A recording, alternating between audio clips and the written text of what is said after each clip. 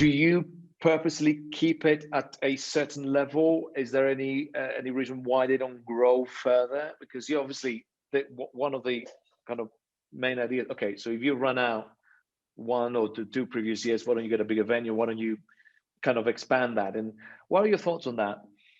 So, having been in PR for 20 years or so, I've been to a lot of conferences and a lot of events, as you can imagine. And Yeah.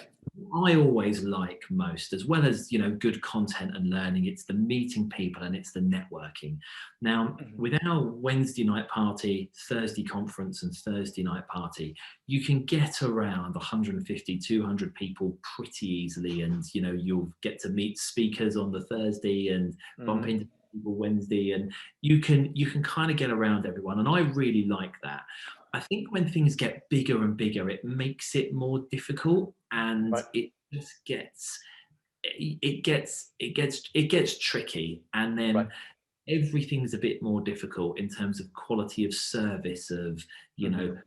the best lunches and the best venues, and prices go up and all these sorts of things. And so we've kind of taken the decision that 150, 200 at a push is kind of our sweet spot. That's our limit.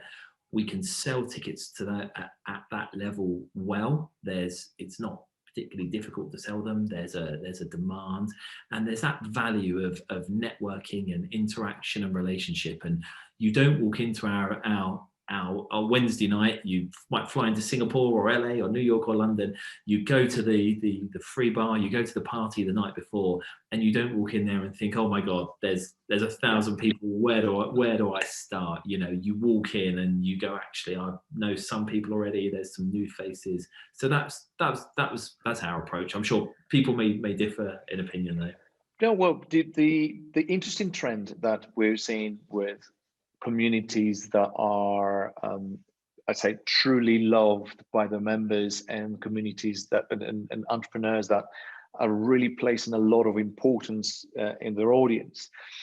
There is a commonality where they want to keep the numbers at a level that they are able to control them, and from that control just means able for them to guarantee that their sponsors are meeting the right kind of individuals, that the sponsors are having the right sort of conversations operationally, that they can manage all that interaction, that the delegates and attendees are also able to again understand and get to create that level of intimacy within the events that they organize, because then that's kind of when people are left the event excited, raving about it, and feeling that they've actually done a lot of business with people. I think you've hit the nail on the head there. I think if I think of some of our suppliers that might do payment processing or monetization solutions or fraud solutions, they don't want to talk to 3,000 people. They want to talk to 5 people who are head of revenue management at dating brands. So I think if what's that phrase? As your circle shrinks, your net worth grows, or whatever it is. I think a smaller number of quality people benefits everyone, is my opinion.